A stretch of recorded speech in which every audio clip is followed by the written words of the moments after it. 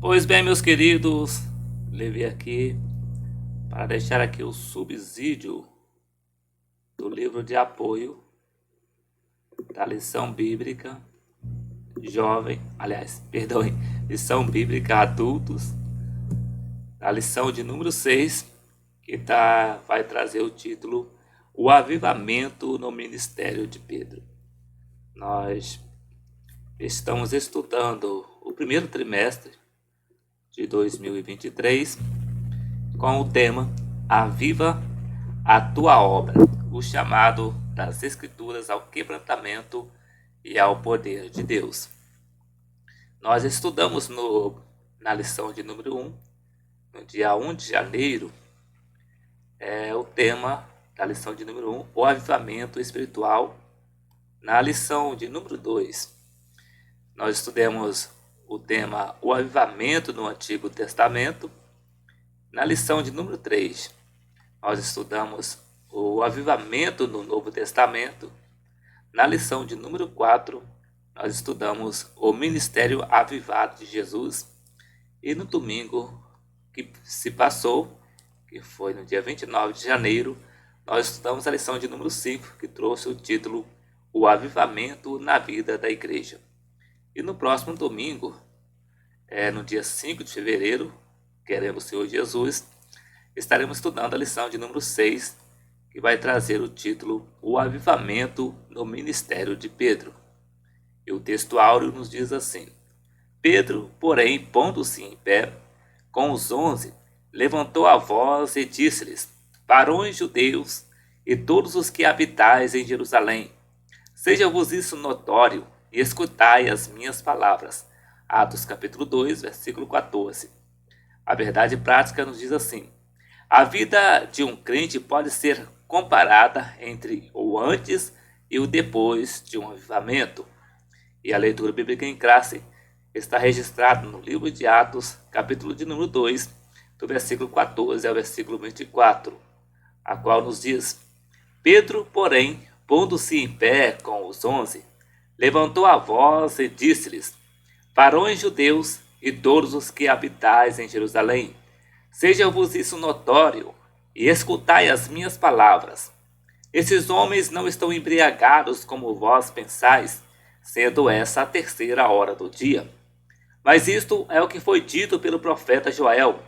E nos últimos dias acontecerá, diz Deus, que do meu espírito derramarei sobre toda a carne, e os vossos filhos e as vossas filhas profetizarão, os vossos jovens terão visões, e os vossos velhos sonharão sonhos.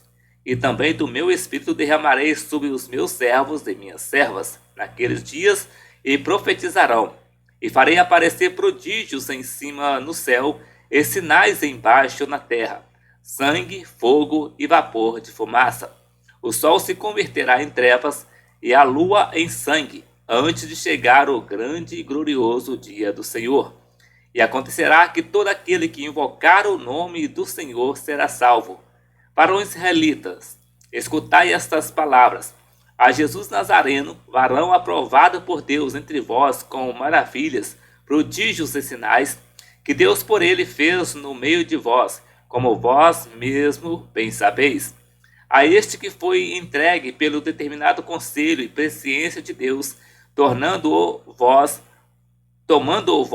o crucificastes e matastes pelas mãos de injustos, ao qual Deus ressuscitou, solta as ânsias da morte, pois não era possível que fosse retido por ela. E os hinos sugeridos para essa lição de número 6 é o número 24, 249 e 470. Caso você ainda não conheça algum desses louvores, é só você pesquisar no YouTube, ou se você preferir, vai no canal Levi Modesto da Silva Oliveira e pesquise por hinos sugeridos, lição 6, o avivamento no ministério de Pedro, que você vai encontrar todos os 3 hinos na sequência. E o comentário, a introdução nos diz assim: nesta lição veremos o protagonismo do apóstolo Pedro, um dos mais destacados discípulos de Jesus Cristo, em dois momentos de sua vida. Primeiro, antes de ser batizado no Espírito Santo, apresentava-se como um homem impulsivo, voluntarioso e espiritualmente débil. Segundo, depois do Pentecoste, foi transformado em um homem cheio de unção e revestido do poder do alto. Temos preciosos ensinamentos para extrair dessa experiência na vida do apóstolo Pedro. E a palavra-chave é ministério. E no primeiro tópico vai trazer o título Pedro antes do Pentecoste. E o primeiro subtópico, as duas atitudes de Pedro. No segundo subtópico, Pedro nega Jesus 3 vezes. No segundo subtópico traz o título Pedro após o Pentecostes. E no primeiro subtópico, Pedro batizado no Espírito Santo. No segundo subtópico, Pedro e a cura do coxo. No terceiro subtópico, Pedro avivado em outras ocasiões. No terceiro tópico traz o título A Igreja de Hoje e o Avivamento do Pentecostes. E no primeiro subtópico, A Igreja Atual e o Pentecostes. No segundo subtópico, Tempos de Multiplicação da Iniquidade. E no terceiro subtópico, A Igreja será arrebatada. E agora nós vamos para o livro de apoio, para nós deixarmos aqui o subsídio dessa lição para nosso elevo e conhecimento dentro do assunto.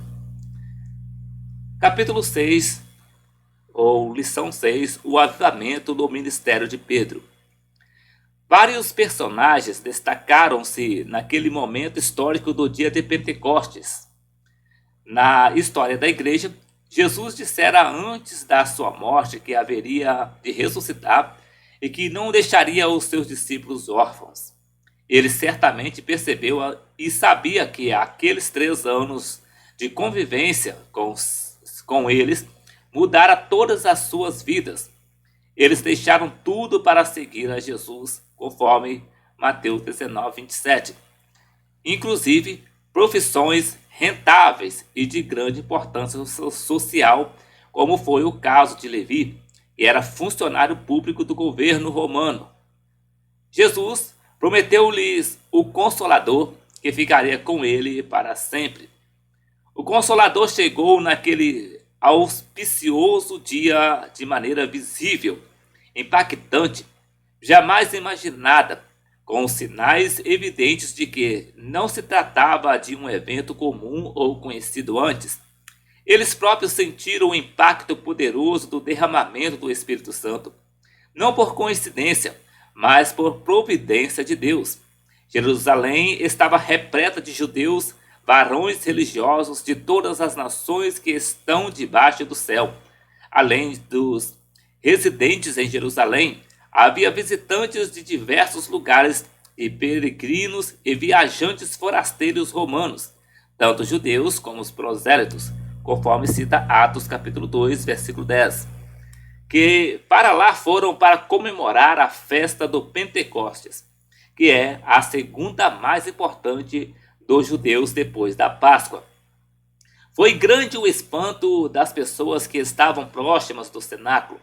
Certamente, ao serem batizados no Espírito Santo, os 120 elevaram as suas vozes em adoração a Deus com línguas estranhas, de tal modo que o barulho das suas vozes ultrapassou as paredes do edifício. Diz o texto: e correndo aquela voz, ajuntou-se uma multidão e estava confusa, porque cada um os ouvia falar na sua própria língua, e todos pasmavam e se maravilhavam, dizendo uns aos outros: pois que não são galileus todos esses homens que estão falando? Como, pois, os ouvimos cada um na nossa própria língua em que somos nascidos? Atos capítulo 2, versículos 6 a 8. Todos os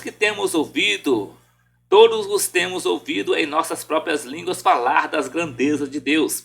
E todos se maravilhavam e estavam suspensos, dizendo uns para os outros: que quer isso dizer? E outros, zombando, diziam: estão cheios de mosto. Atos capítulo 2, versículo 11 a 13. Por um lado, houve uma admiração lógica daquelas pessoas quanto ao que significaria aquele estranho fenômeno nunca visto ou falado no Antigo Testamento. Nunca os rabinos disseram qualquer coisa no templo ou na sinagoga sobre alguém falar em línguas de diversos países sem jamais as ter aprendido. Não só isso, mas eles falavam das grandezas de Deus, conforme cita Atos 2, versículo 11. Por outro lado, como sempre acontece, quando Deus opera coisas grandiosas no meio do seu povo, havia os críticos e zombadores carnais, usados pelo diabo para depreciar o movimento pentecostal. Esse tipo de gente dizia: estão cheios de mostos, ou seja, estão embriagados. Atualmente, há muitos com esse comportamento carnal, incluindo pastores, pregadores e teólogos da linha cessacionista, geralmente calvinista, das igrejas históricas. Um deles, de certa igreja, disse que falar línguas não é um grunhido dos pentecostais, ou seja, comparando os pentecostais a cachorros. Um reverendo muito conhecido disse num dos seus vídeos que os pentecostais são desequilibrados, pois dizem Siri canta lá na praia, numa total falta de respeito aos que aceitam o batismo no Espírito Santo com línguas estranhas. Mas Deus, o supremo juiz, sabe como julgar o que assim procedem. Não sabe eles que podem estar blasfemando contra o Espírito Santo, conforme o próprio Cristo disse em Mateus capítulo 12, versículo 31. Diante da crítica ácida contra os que receberam o batismo no Espírito Santo no cenáculo, acusando os discípulos de estarem embriagados, entra em cena o apóstolo Pedro, que, ouvindo tamanha depreciação e ignorância sobre a realidade do que ocorrera ali, se levantou e deu uma palavra sábia, oportuna e incisiva sobre o significado daquele fenômeno de grossolalo, ou falar em outras línguas.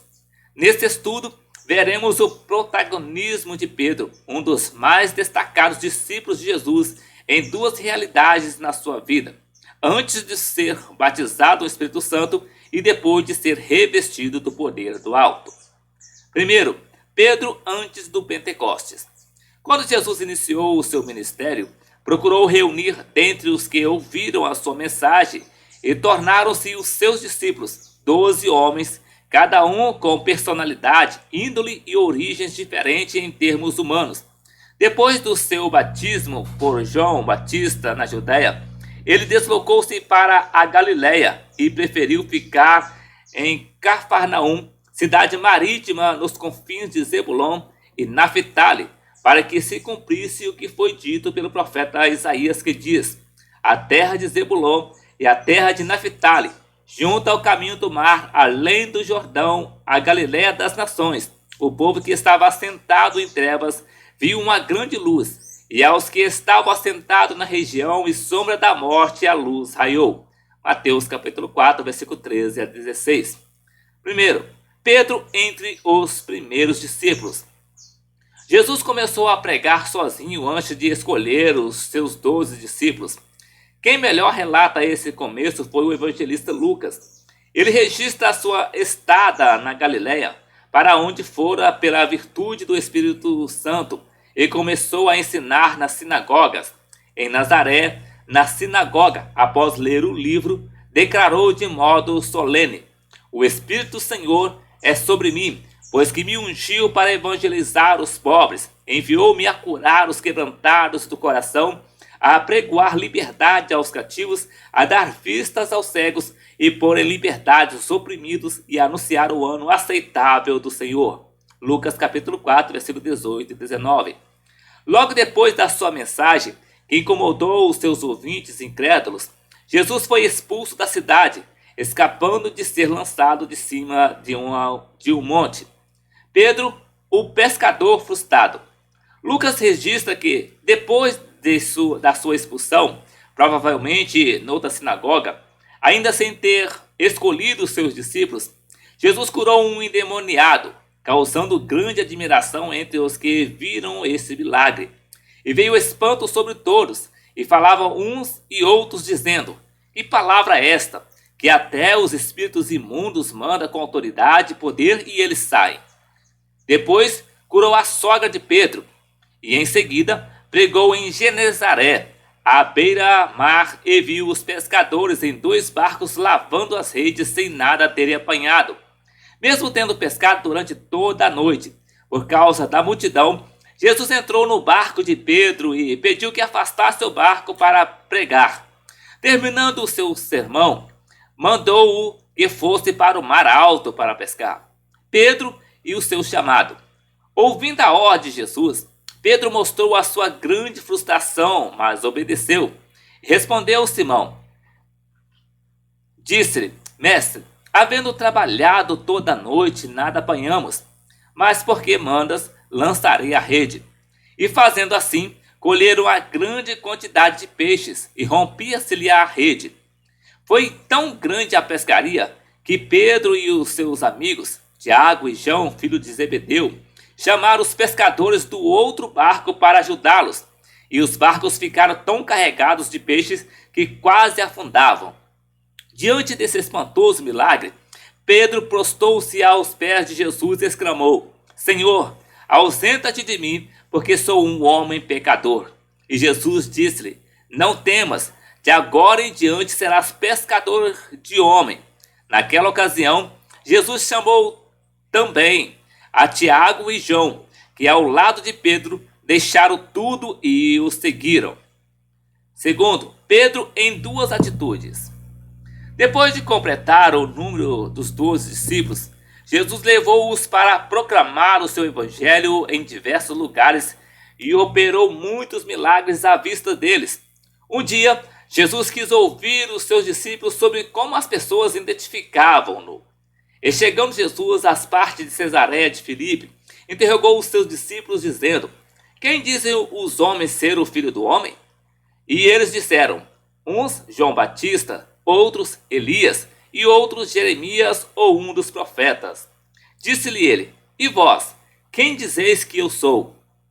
Mateus capítulo 16, versículo 13 a 15. Observe que, após ouvir deles o que as pessoas diziam ao seu respeito, indagou-lhes sobre a opinião deles, que o acompanhavam já há algum tempo mais de perto. Atitude elogiada por Jesus. O mestre deve ter esperado um pouco para ouvir a opinião dos discípulos, mas Pedro, de temperamento sanguíneo, provavelmente respondeu de pronto, dizendo que ele percebera sobre Jesus. E Simão Pedro, respondendo, disse: Tu és o Cristo, o Filho do Deus vivo. E Jesus respondendo, disse-lhe: Bem-aventurado és tu, Simão Bar-Jonas, porque não foi carne e sangue quem tu revelou, mas meu Pai que estás nos céus. Pois também eu te digo que tu és Pedro, e sobre esta pedra edificarei a minha igreja, e as portas do inferno não prevalecerão contra ela. E eu te darei as chaves do reino dos céus, e tudo o que ligares na terra será ligado nos céus, e tudo o que desligares na terra será desligado no céu. Mateus capítulo 16, versículo 16 a 19. Pedro certamente se sentiu muito gratificado e lisonjeado com a resposta de Jesus ao seu respeito diante dos outros discípulos. Atitude reprovada por Jesus. Tempos depois, Jesus reuniu os 12 e certificou-lhes de que era necessário ir a Jerusalém, padecer nas mãos dos líderes religiosos, ser morto por eles, mas que haveria de ressuscitar ao 3º dia. Ao ouvir essas informações tão constrangedoras, Pedro não se conteve e declarou-se contrário a tais coisas, imaginando que estaria agradando a Jesus. E Pedro, tomando-o de parte, começou a repreendê-lo, dizendo: Senhor, tem compaixão de ti, de modo nenhum te acontecerá isso. Ele, porém, voltando-se, disse a Pedro: Para trás de mim, Satanás, que me serve de escândalo, porque não compreendes as coisas que são de Deus, mas só as que são dos homens. Mateus capítulo 16, versículo 20 a 23. Deve ter sido um choque emocional para Pedro. Depois de ter a revelação direta da parte de Deus acerca da identidade espiritual de Jesus, sentiu-se bastante desconfortável, sem dúvida, ao ouvir a reprovação de Cristo, considerando-o usado por Satanás. Pedro quis agradar a Jesus como homem, sendo portador de argumentos que tinham lógica, mas não sentindo nem oportunidade diante do que Jesus já houvera falado sobre a sua missão, que só seria consumada após a sua morte na cruz, mas que ele seria vencedor, ressuscitando ao terceiro dia. Pedro no Monte da Transfiguração. Jesus não desprezou Pedro por causa da opinião equivocada desde quando a necessidade de sofrer nas mãos dos líderes religiosos em Jerusalém. Indo ao monte onde experimentaria a transfiguração, Jesus não levou os 12, mas convidou apenas Pedro, Tiago e João para aquele momento singular na história dele. 6 dias depois, tomou Jesus consigo a Pedro e a Tiago e a João, seu irmão, e os conduziu em particular a um alto monte, e transfigurou-se diante deles. E o seu rosto resplandeceu como o sol, e as suas vestes se tornaram brancas como a luz. E eis que lhes apareceram Moisés e Elias, falando com ele. E Pedro, tomando a palavra, disse a Jesus: Senhor, bom é estarmos aqui. Se queres, façamos aqui 3 tabernáculos, um para ti, um para Moisés e um para Elias. E estando ele ainda a falar, eis que uma nuvem luminosa os cobriu. E da nuvem saiu uma voz que dizia: Este é o meu filho amado, em quem me comprazo, escutai-o. Mateus capítulo 17, versículos de 1 a 5. Mais uma vez, Pedro tomou a iniciativa de expressar-se diante de momentos tão significativos no ministério de Jesus. Tiago e João eram do círculo mais íntimo dos discípulos ao lado de Pedro. Ele, porém, sempre sentia o impulso de dar a palavra diante dos outros. Aquela não era uma ocasião comum. Jesus, como homem, tinha corpo humano, de carne e osso, sujeito às limitações humanas. Ele não podia estar em 2 lugares ao mesmo tempo, pois abriu mão da sua onipresença, não fez uso da sua onipotência para poder suportar e experimentar todas as vicissitudes da vida do homem. No entanto, pela sua própria vontade, ali naquele monte, ele transfigurou-se diante dos 3 discípulos. Transfiguração quer dizer assumir um estado de glória, uma transmutação da sua estrutura, ainda que momentânea, do seu corpo físico, transformando-se num corpo espiritual, um corpo glorificado. Certamente, naquele momento, Jesus quis antecipar aos seus discípulos qual seria o seu estado após a ressurreição dentre os mortos. Ao ver aquele quadro inusitado e único diante dos seus olhos, Pedro não se conteve e declarou: Senhor, bom é estarmos aqui. Se queres, façamos aqui 3 tabernáculos, um para ti, um para Moisés e um para Elias.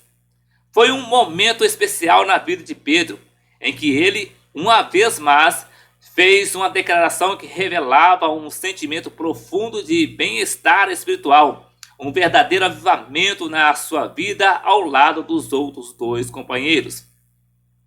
Jesus ouve mais uma opinião de Pedro. Dias depois, num texto que só foi anotado por Mateus, Pedro foi questionado pelos cobradores de dracmas se Jesus pagava esse imposto. Disse ele, sim. E entrando em casa, Jesus lhe antecipou, dizendo: Que te parece, Simão? De quem cobram os reis da terra os tributos ou os impostos? Dos seus filhos ou dos alheios? Disse-lhe Pedro: Dos alheios. Disse-lhe Jesus: Logo, estão livres os filhos.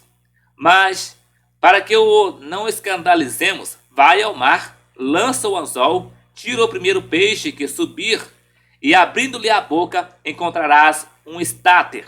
Toma-o e dá-o por mim e por ti. Mateus capítulo 17, versículo 25 a 27.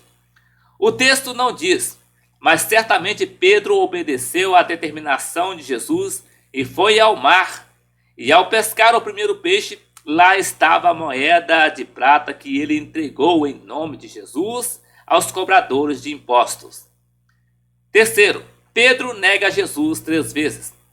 Aquele Pedro que se precipitou e disse que jamais Jesus haveria de morrer e que foi repreendido por ele de forma tão contundente, com o seu temperamento impossível, fez outra vez uma declaração não aprovada por Jesus. Depois da última Páscoa, Jesus cantou um hino e foi com os discípulos para o Monte das Oliveiras, que estava a caminho do Gólgota. Pedro promete jamais negar a Jesus. Jesus falou-lhes que todos se escandalizariam nele naquela noite. Mas, depois de eu ressuscitar, irei adiante de vós para a Galiléia. Mas Pedro, respondendo, disse-lhe: ainda que todos se escandalizem em ti, eu nunca me escandalizarei. Disse-lhe Jesus: em verdade te digo que, nesta mesma noite, antes que o galo cante 3 vezes, me negarás. Disse-lhe Pedro: ainda que me seja necessário morrer contigo, não te negarei. E todos os discípulos disseram o mesmo. Mateus capítulo 26, versículo 32 a 35. Ele revela um espírito voluntarioso, com boa intenção, mas precipitado, sem pensar no que iria dizer. Nesse episódio, depois que Pedro disse que jamais negaria Jesus, todos os discípulos disseram o mesmo. Nessa declaração de Pedro, vemos alguns aspectos comprometedores. Primeiro, letra A. Ele desprezou a palavra de Deus. Jesus não fez uma declaração pessoal ou retórica sobre ser ferido e a dispersão dos seus seguidores. Ele citou a palavra de Deus citada em Zacarias capítulo 13, versículo 7. Então Jesus lhe disse: todos vós esta noite vos escandalizareis em mim, porque está escrito: ferirei o pastor e as ovelhas do rebanho se dispersarão. Mas depois de eu ressuscitar, irei adiante de vós para a Galiléia. Mateus capítulo 26, versículo 31 e 32. Diante dessa palavra de Jesus, Pedro desprezou a palavra de Deus e mostrou-se autossuficiente. Disse-lhe Pedro: ainda que me seja necessário morrer contigo, não te negarei. B. Ele não foi vigilante na oração. No Getsêmani, Pedro e os seus 2 amigos foram convidados por Jesus para orar com ele naquele momento tão amargo. Mas, ao retornar do lugar onde foram orar, encontrou-os dormindo e, voltando para os seus discípulos, achou-os adormecidos e disse a Pedro: então nem uma hora pudesse vigiar comigo? O fracasso de Pedro. Ele esteve com Jesus no Getsêmani, acompanhou-o na oração angustiosa, pegou-o no sono com os outros discípulos e viu quando Jesus foi preso após ser traído por Judas. Mas tudo isso aconteceu para que se cumpram as escrituras dos profetas. Então todos os discípulos, deixando-o, fugiram. Mateus capítulo 26, versículo 56. Imaginemos o que Jesus sentiu diante do que foram prendê-lo, traído por Judas com um beijo de falsidade e falta de temor a Deus. Imaginemos o que ele sentiu quando viu os seus discípulos, um a um, deixarem-no e fugirem. Pedro também fugiu, mas depois resolveu acompanhar de longe o julgamento de Jesus no Sinédrio. E Pedro o seguiu de longe até ao pátio do sumo sacerdote, e entrando, assentou entre os criados para ver o fim. Mateus capítulo 26, versículo 28. A. Pedro nega a Jesus a primeira vez. Sentindo intensa preocupação com o que aconteceria a Jesus depois da sua prisão, Pedro foi ao pátio e assentou-se entre os criados do sumo sacerdote Caifás, que se reunira com os escribas e anciãos para julgarem a Jesus. O julgamento de Jesus foi ilegítimo, pois não lhe deram direito à defesa, conforme o direito romano. Certamente porque naquela instância o Sinédrio era um tribunal religioso que julgava as causas de transgressores da lei de Moisés. Ali Jesus foi humilhado ao responder ao que o julgava. Quando indagado se era o Cristo, respondeu: Tu o disseste. Digo-vos, porém, que vereis em breve o Filho do Homem assentado à direita do Todo-Poderoso e vindo sobre as nuvens do céu. Mateus capítulo 26, versículo 64. Essa resposta irritou Caifás, que o acusou de ter blasfemado. Diante de tal acusação, cuspiram no rosto de Jesus, esmurraram-no e esbofetearam-no. Pedro assistiu de todo esse quadro de horror e violência contra Jesus em silêncio e acovardado.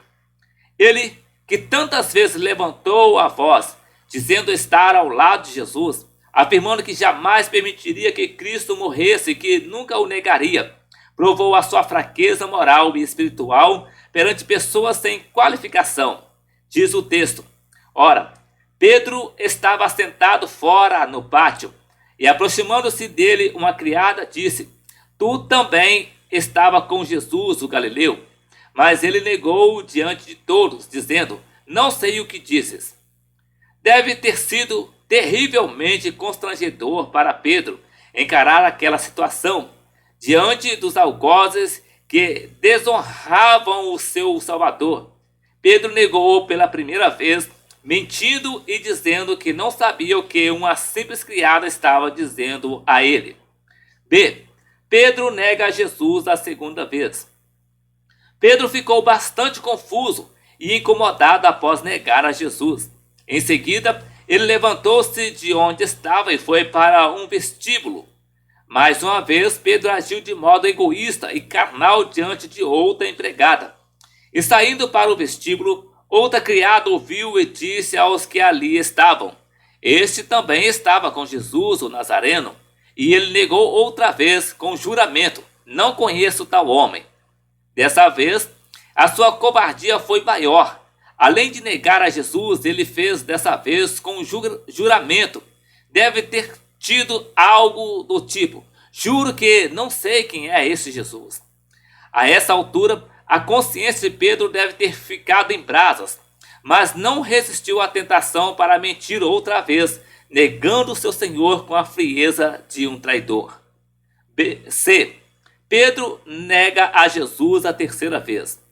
O fracasso de Pedro diante do julgamento cruel a que Jesus fora submetido parece que não teria limites, mas ele foi provado pela terceira vez, quando não somente uma criada confrontava-lhe, como sendo conhecido de Jesus. Um grupo de pessoas que assistiam ao julgamento do Senhor colocou em situação mais vexatória ainda que as anteriores.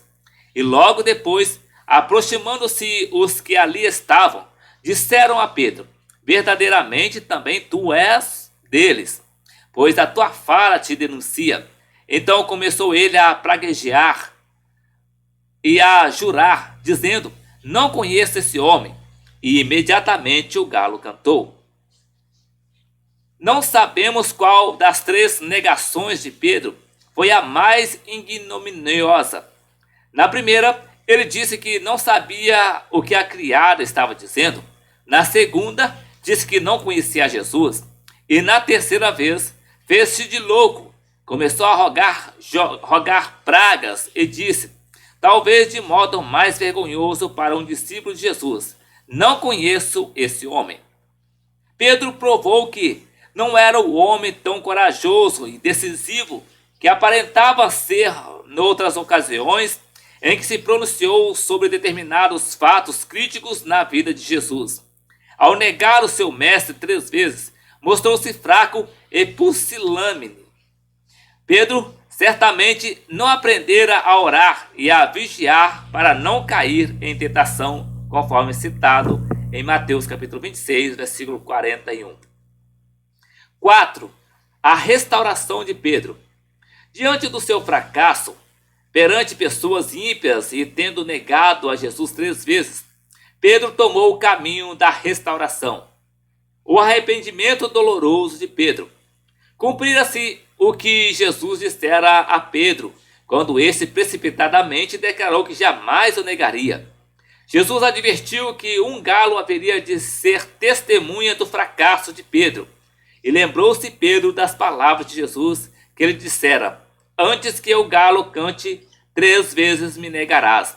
E saindo dali, chorou amargamente. Pedro lembrou-se da advertência de que trairia Jesus naquela noite somente após a 3ª vez em que o negou. Talvez ele tenha tido fé ou não. Então, imaginava que tinha mais fé do que os outros. Mas a fé sem a oração e a vigilância é fracasso anunciado. Este foi o passo decisivo para a sua restauração espiritual diante de Deus. Antes de chorar amargamente, arrependeu-se profundamente. Se ele tivesse começado como terminou, não teria terminado com tamanha tristeza e dor no coração. Ele estava como que dominado com sentimentos carnais de orgulho e autossuficiência. Outros homens de Deus também passaram por esse processo, apesar de a situação em si ter sido diferente. Ou seja, pecaram gravemente, mas arrependeram-se e foram vitoriosos. Davi, por exemplo, depois de cometer 2 pecados gravíssimos, confessou o seu arrependimento ao ser confrontado pelo profeta. Então disse Davi a Natã: pequei contra o Senhor. E disse Natã a Davi: também o Senhor traspassou o teu pecado, não morrerás. 2 Samuel capítulo 12, versículo 13. Foi alcançado pela misericórdia de Jesus. Se Jesus não tivesse estendido sobre Pedro o seu perdão, que é a expressão do seu amor e da sua misericórdia, a história de Pedro teria terminado como ele chorou amargamente. Jesus, todavia, não o desprezou. Pelo contrário, quando ressuscitou e as mulheres foram ao túmulo de Jesus, o anjo disse-lhes que fosse dar a boa nova aos seus discípulos, destacando a pessoa de Pedro. Mas ide, dizei aos seus discípulos e a Pedro, que ele vai adiante de vós para a Galiléia. Ali o vereis, como ele vos disse. Marcos capítulo 16, versículo 7. Cumpriu-se o que está escrito em Provérbios: o que encobre as suas transgressões nunca prosperará, mas o que as confessa e deixa alcança misericórdia. Provérbios capítulo 28, versículo 13. Pedro no cenáculo. Certamente depois da ressurreição, Pedro recebeu a mensagem especial do anjo a ele dirigida em Marcos capítulo 17, versículo 7. Já restaurado do seu fracasso espiritual e moral, Pedro juntou-se aos demais apóstolos após a ascensão de Jesus e passou a habitar no cenáculo com outros discípulos e com as mulheres que andaram com Jesus, conforme citado Atos 1, versículo 14. Ali Pedro e os outros apóstolos esperaram pacientemente durante 40 dias depois da Páscoa em oração e súplicas pela chegada do Espírito Santo. Pedro e a escolha de Matias. Além dos 11 apóstolos, reuniram-se cerca de 120 irmãos no cenáculo, aguardando a promessa do Espírito Santo.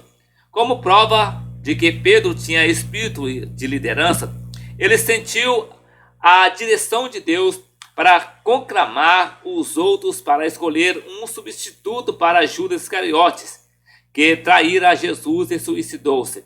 Após fazer um resumo bem circunstanciado do que ocorrera com Judas, ele disse: é necessário, pois que, dos varões que conviveram conosco todo o tempo em que o Senhor Jesus entrou e saiu dentre nós, começando desde o batismo de João até ao dia em que dentre nós foi recebido em cima, um deles se faça conosco testemunha da sua ressurreição. E apresentaram 2, José, chamado Barsabás, que tinha por sobrenome o Justo, e Matias. E orando disseram: tu, Senhor, conhecedor do coração de todos, mostra qual destes 2 tens escolhido, para que tome parte nesse ministério e apostolado, de que Judas se desviou para ir para o seu próprio lugar. E lançando-lhe sortes, caiu a sorte sobre Matias, e por voto comum foi contado com os 11 apóstolos. Atos capítulo 1, versículo 21 a 26. Dentre os 11 apóstolos, coube a Pedro a iniciativa necessária de proceder-se à escolha do substituto de Jesus, aliás, de Judas. E ele dirigiu o processo da escolha de Matias com oração e também pelo lançamento de sorte, que a Bíblia não deixa claro como era feito o procedimento. Só que o mais importante é que tudo foi feito com oração diante de Deus e teve a sua aprovação. Ele foi o último ato benéfico e louvável de Pedro antes do Pentecostes. Segundo, Pedro depois do Pentecostes. Como já vimos, o batismo no Espírito Santo não é a conversão da pessoa, e sim o poder sobrenatural de Deus na vida do crente fiel que toma a decisão de buscar o Espírito Santo para ser testemunho de Cristo de maneira diferenciada. Jesus prometeu aos seus discípulos que já tinham o Espírito Santo neles, ou habitando com eles, outro Consolador, que haveria de ficar com eles para sempre. Se me amardes, guardareis os meus mandamentos, e eu rogarei ao Pai, e ele vos dará outro Consolador, para que fique convosco para sempre, o Espírito da verdade, que o mundo não pode receber, porque não o vê, nem o conhece, mas vós o conhecereis, porque habita convosco e estará em vós. João capítulo 14, versículo 15 a 17. Em Atos, Jesus reforçou a promessa gloriosa do batismo no Espírito Santo ao dizer: mas vós sereis batizados com o Espírito Santo não muito depois desses dias, mas recebereis a virtude do Espírito Santo que há de vir sobre vós, e ser-me-eis testemunhas tanto em Jerusalém como em toda a Judéia e Samaria e até os confins da terra. Atos capítulo 1, versículos 5 e 8. Os judeus não entendiam nada do batismo no Espírito Santo. Por isso, quando no dia de Pentecoste o poder de Deus caiu de forma maravilhosa sobre os cerca de 120 irmãos que estavam com os discípulos, uns ficaram maravilhados, enquanto outros, com zombaria, diziam de maneira ignorante e desrespeitosa: estão cheios de mosto, ou embriagados. Atos capítulo 2, versículo 2, 11 a 13. Primeiro, Pedro batizado no Espírito Santo. Após ser batizado no Espírito Santo, Pedro foi transformado noutro homem. Aquele que teve tantos altos e baixos na vida ao lado de Jesus e fracassou grandemente ao negar o Senhor 3 vezes, revelou-se um Pedro cheio da graça, da unção e do poder de Deus.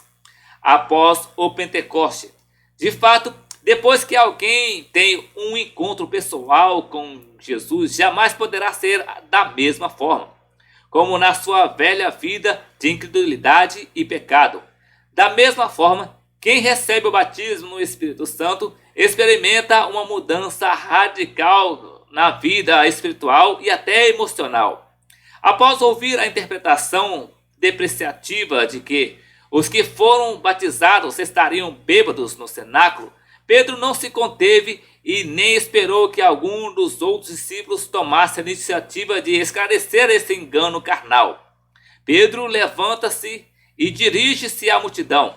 Cheio do Espírito Santo, Pedro levantou-se com os 11 e esclareceu o que estava acontecendo com os que foram batizados no cenáculo.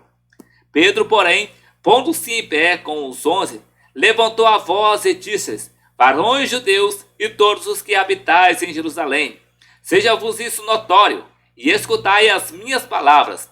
Estes homens não estão embriagados, como vós pensais, sendo essa a 3ª hora do dia. Atos capítulo 2, versículo 14 e 15.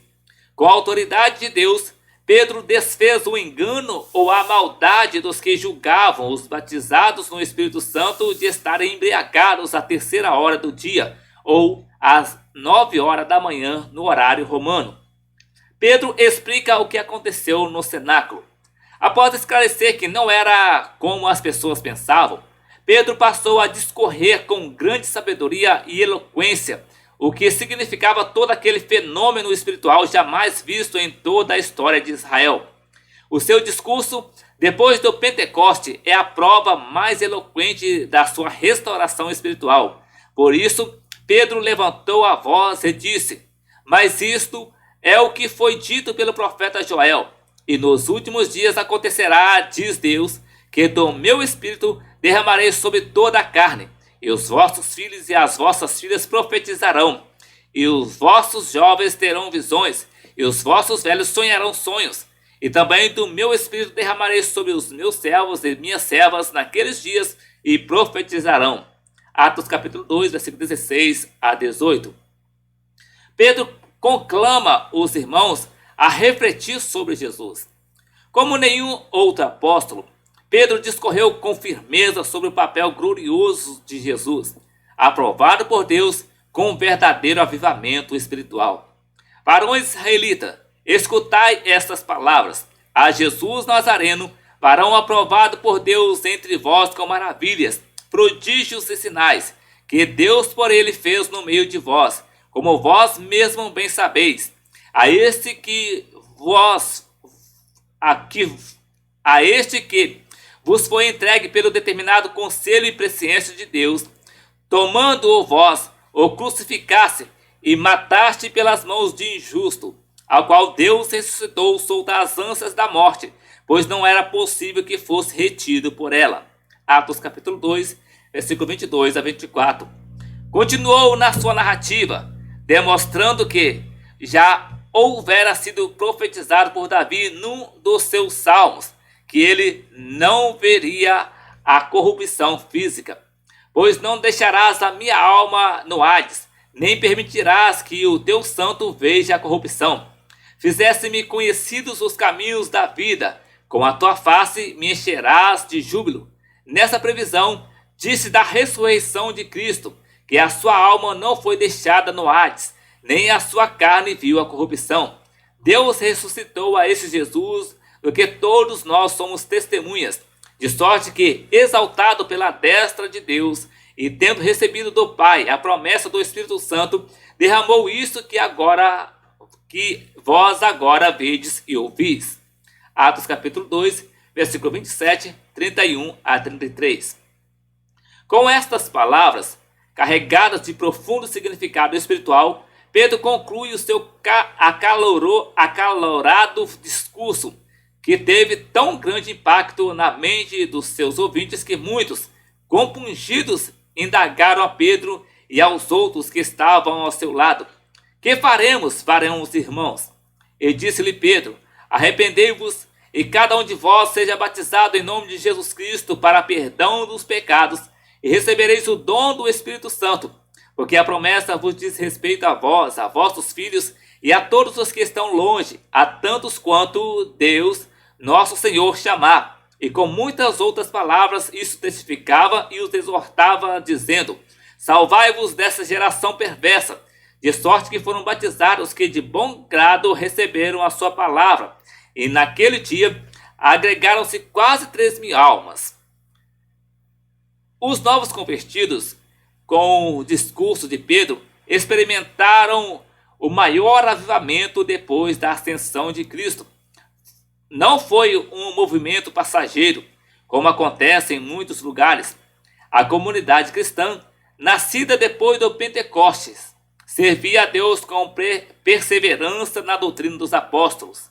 Cuidavam da assistência aos mais pobres com oração e temor, e acrescentava o Senhor à igreja aqueles que se haviam de salvar, conforme citado em Atos capítulo 2, versículo 41 a 47. 2. Pedro e a cura do coxo. O avivamento na Porta Formosa. O avivamento na vida de Pedro continuou a revelar-se nos dias que se seguiram. Quando ele foi ao templo junto com João, algumas pessoas haviam colocado, como o faziam sempre, um homem que nascera coxo para esmolar na chamada Porta Formosa do templo em Jerusalém. Como acontecia com esses enfermos, eles pediam ajuda a quem por ali entrasse. Certamente ele recebia esmolas todos os dias e era levado de maca ou de cama para a sua casa. Contudo, naquele dia foi o dia marcante na vida daquele doente. Ao ver Pedro e João entrando no templo, pediu-lhes que lhe dessem uma esmola. E Pedro, com João fitando os olhos nele, disse: olha para nós. E olhou para eles, esperando receber alguma coisa. E disse Pedro: não tenho prata nem ouro, mas o que tenho, isso te dou. Em nome de Jesus Cristo Nazareno, levanta-te e anda. E tomando-o pela mão direita, o levantou, e logo seus pés e tornozelos se firmaram. E saltando ele, pôs-se em pé, e andou, e entrou com eles no templo, andando e saltando, e louvando a Deus. E todo o povo ouviu andar e louvar a Deus. Atos capítulo 3, versículo 4 a 9. Pedro mostra a sua fé em ação.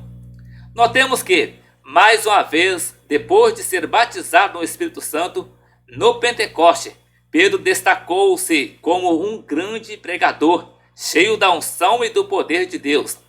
João estava ao seu lado, mas foi ele quem levantou a voz e disse ao enfermo: olha para nós. E fez uma declaração de fé inabalável. Ordenou ao paralítico que se levantasse em nome de Jesus Cristo. E o homem levantou-se pelo poder de Deus. Os que estavam no templo ou nas proximidades e viram o homem curado andando e saltando e louvando a Deus, foram tomados de grande espanto, cheio de pasmo e assombro pelo que lhe acontecera. Mais uma vez, o Pedro, já batizado no Espírito Santo, disse-lhes que Jesus fora glorificado por Deus, e eles mataram-no, preferindo um ladrão e homicida, e mataram o príncipe da vida, ao qual Deus ressuscitou dos mortos, e completou exaltando o nome de Jesus, e pela fé no seu nome, fez o seu nome fortalecer a este, que vedes e conheceis, e a fé que é por ele deu a este. Na presença de todos vós está perfeita saúde. Atos capítulo 3, versículo 16. Pedro, que antes do Pentecostes disse diante de uma criada que não conhecia Jesus, agora depois do batismo no Espírito Santo e cheio da unção de Deus, fazia declarações afirmativas que exaltavam o nome do Senhor. Pedro declara como ter a salvação.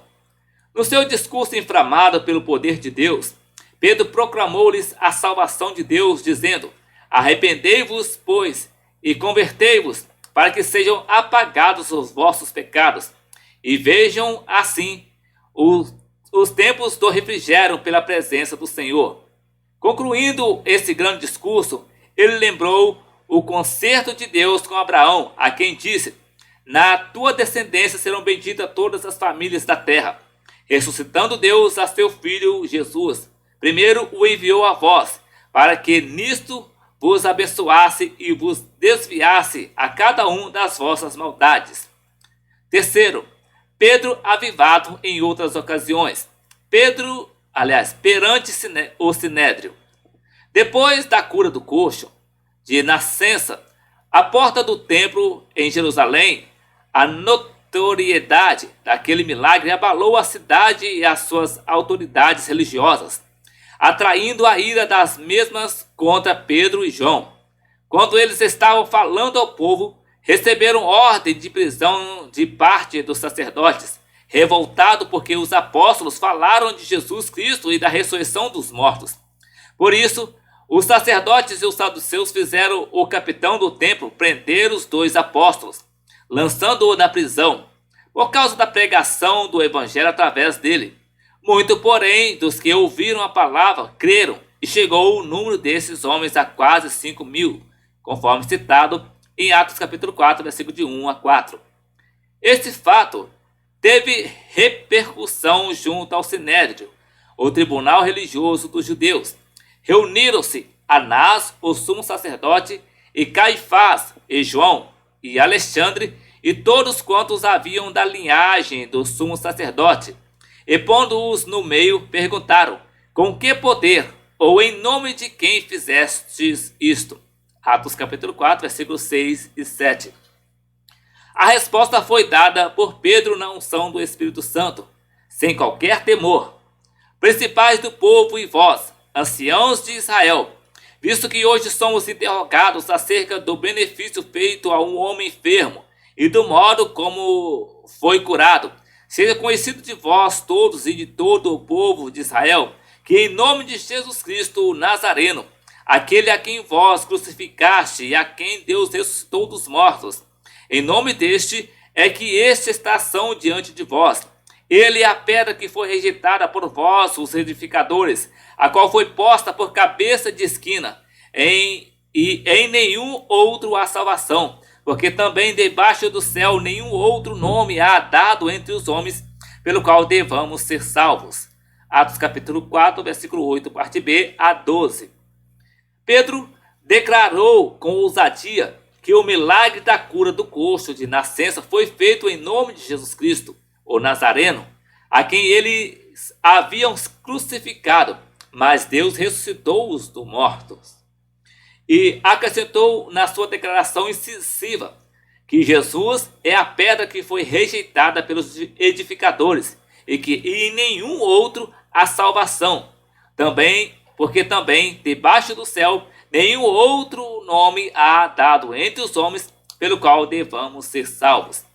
As autoridades ficaram impressionadas com a desenvoltura de Pedro em companhia de João, pelo fato de serem eles homens indoutos, sem cultura.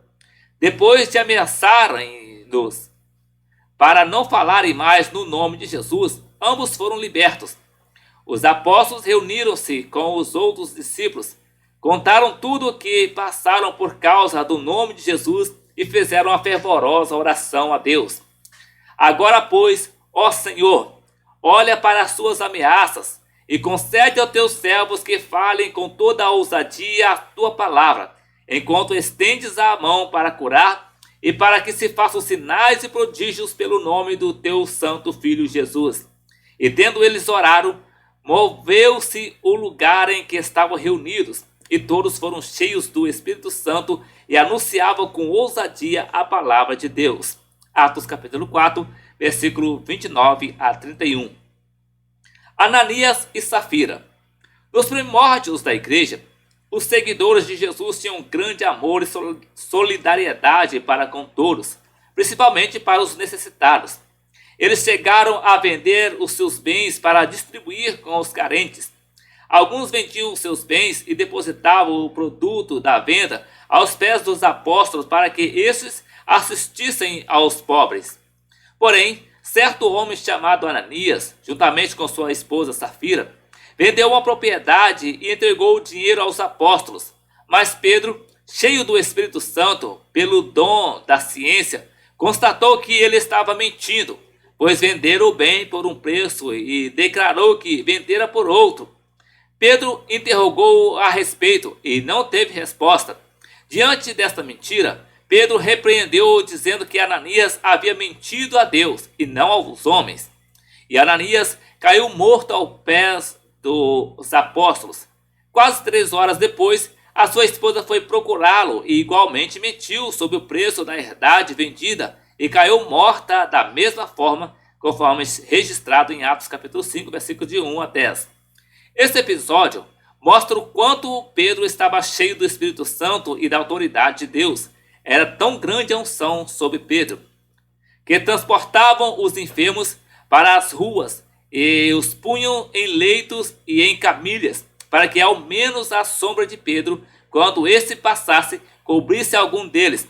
E até das cidades circunvizinhas concorria muita gente a Jerusalém, conduzindo enfermos e atormentados de espíritos imundos, os quais todos eram curados, conforme registra Atos capítulo 5, versículo 15 e 16. O avivamento em vários lugares. Houve um grandioso avivamento em Lida. Quando Pedro ali chegou, falaram-lhe de um homem chamado Enéas, que estava paralítico há 8 anos. E disse-lhe Pedro: Enéas, Jesus Cristo te dá saúde. Levanta-te e faze a tua cama. E logo se levantou. E virando-no todos os que habitavam em Lida e Sarona, os quais se converteram ao Senhor. Atos capítulo 9, versículo 34 e 35. De lá, Pedro foi para Jope, onde tomou conhecimento de uma mulher de nome Tabita, conhecida por Dorcas, que estivera enferma e veio a falecer.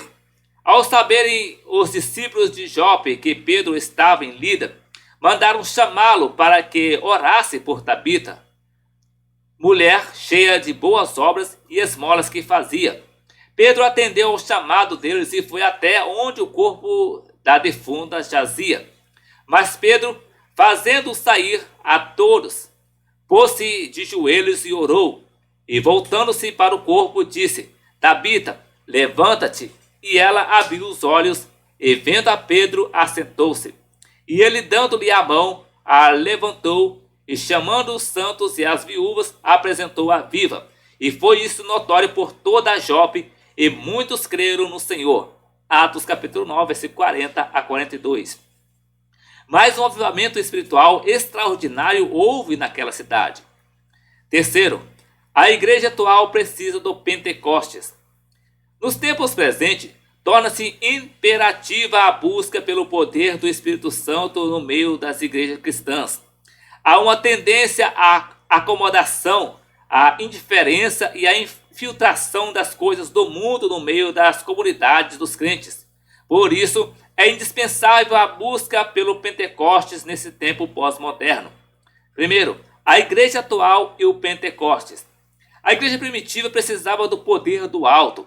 Israel era um povo que tomara conhecimento do que o Senhor Deus fez nos antigos tempos na antiga aliança, dos milagres e prodígios operados desde a libertação do Egito e do que ele fez durante os anos em que o povo passou no deserto abrasador.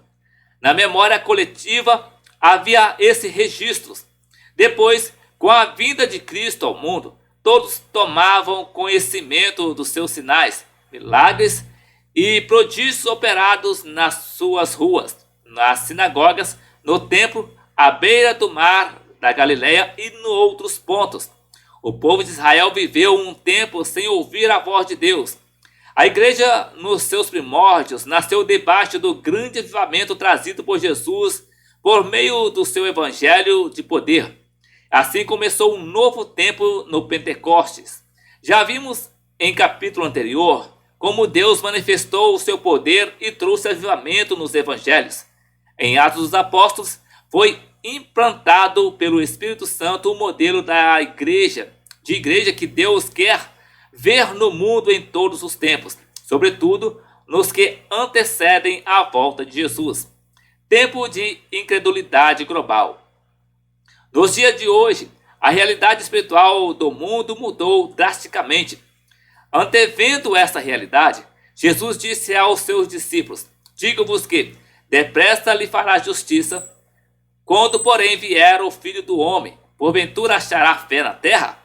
Lucas capítulo 18, versículo 8. A pergunta de Jesus traz consigo uma afirmação real. Quando ele voltar para buscar a sua igreja, será num tempo em que haverá acentuada falta de fé em todo o mundo. Num tempo assim, é enorme a necessidade de um grande avivamento.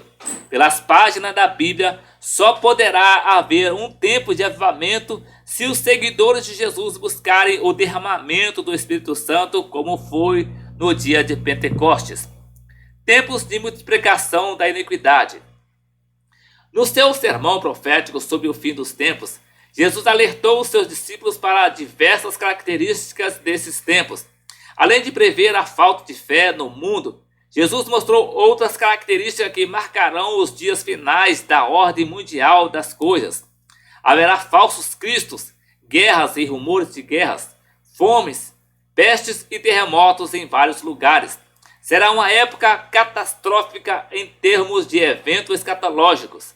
E Jesus previu a morte de discípulos seus com ódio por causa do seu nome. No meio desse tempo tenebroso e catastrófico, Jesus disse: E por se multiplicar a iniquidade, o amor de muitos se esfriará, mas aquele que perseverar até o fim será salvo. E esse evangelho do reino será pregado em todo o mundo, em testemunha a todas as gentes, e então virá o fim. Mateus capítulo 24, versículo 12 a 14. Ao mesmo tempo que se multiplicar a iniquidade, as pessoas perderão o amor umas pelas outras e até mesmo pelo próprio Deus. Jesus previu um sinal altamente positivo, que foi a pregação do evangelho em todo o mundo.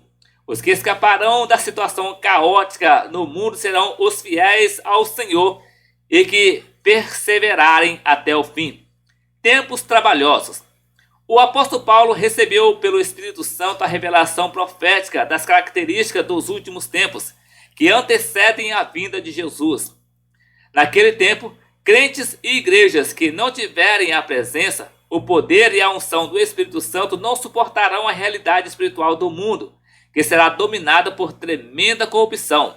Paulo, escrevendo a Timóteo, o jovem obreiro e o seu filho na fé, disse: sabe, porém, isto, que nos últimos dias sobrevirão tempos trabalhosos, porque haverá homens amantes de si mesmo, avarentos, presunçosos, soberbos, blasfemos, desobedientes a pais e mães, ingratos, profanos, sem afeto natural, irreconciliáveis, caluniadores, incontinentes, cruéis, sem amor para com os bons, traidores, obstinados, orgulhosos, mais amigos dos deleites do que amigos de Deus, tendo aparência de piedade, mas negando a eficácia destes afasta-te. 2 Timóteo, capítulo 3, versículo de 1 a 5. Segundo, a igreja que vai ser arrebatada. A igreja dos tempos que antecedem a vida de Jesus para o arrebatamento será formada pelos crentes salvos e lavados no sangue de Jesus e que estiverem avivados na unção do Espírito Santo em obediência à santificação. Será a igreja dos crentes que são comparados às 5 virgens prudentes da parábola das 10 virgens proferida por Jesus. 5 delas eram prudentes e as 5 e outras 5 insensatas. As prudentes, além de terem azeite nas suas lâmpadas para a espera pelo noivo, tinham reserva nas vasilhas, enquanto as insensatas ou loucas apenas possuíam azeite nas lâmpadas e não tiveram tempo de reabastecê-la quando se ouviu o grito da chegada do noivo, conforme registrado em Mateus capítulo 25, versículo 1 a 13. Além de ser constituída de crentes prudentes, a igreja que vai subir é santa, consagrada a Deus na unção do Espírito Santo, comparada a uma virgem preparada para o seu esposo no dia das núpcias.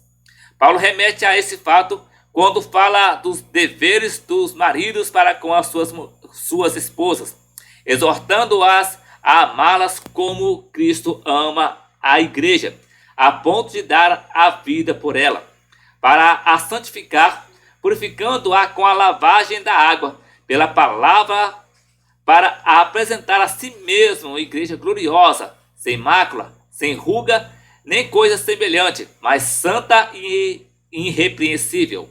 Efésios capítulo 5, versículo 26 e 27. Que Deus nos ajude, para que nós, os salvos, estejamos preparados para ouvir o toque da trombeta do arcanjo no arrebatamento. E voltando aqui para a lição, a conclusão ela nos diz assim: o ministério do apóstolo Pedro mudou completamente após ser revestido do poder de Deus. Antes do Pentecostes, ele não tinha firmeza, era precipitado e voluntarioso, mas depois passou a existir um Pedro cheio da graça de Deus, de unção, de sabedoria e de poder para cumprir a missão confiada por Jesus aos discípulos. Sem dúvida, o apóstolo Pedro é um modelo de vida e de ministério avivado sob o poder do Espírito Santo. Então, meus queridos, esse aqui foi mais aqui um vídeo do canal Levi Modesto da Silva sobre o subsídio da lição de número 6, e trouxe aqui o título O Avivamento no Ministério de Pedro. E na próxima semana, querendo o Senhor Jesus, nós vamos regressar aqui para deixar aqui o subsídio da lição de número 7, que vai trazer o título Estevão, o mártir avivado. Então que Deus em Cristo abençoe a sua vida e até o próximo vídeo, querendo o Senhor Jesus.